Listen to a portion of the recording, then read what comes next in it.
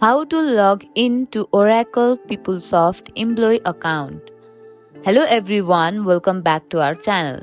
Today in this quick tutorial, I'll guide you through the step on how to log into Oracle PeopleSoft Employee account. So let's get started. First of all, open your preferred web browser on your computer or mobile device. In the address bar, type in oracle.com. You will be directed towards the login page. In the right side of your screen, tap on View Account. Tap on Sign In below the Oracle account. You will be directed towards the login page. Here, enter your username and tap Next, then enter your password. If your company has two-factor authentication enabled, you may be prompted to enter a code sent to your phone or email to approve the login via authentication app.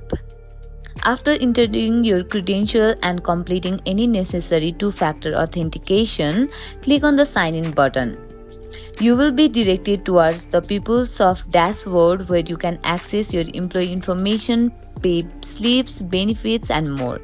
If you have forgotten your password, click on the Forgot Password link on your page and follow the instruction to reset it.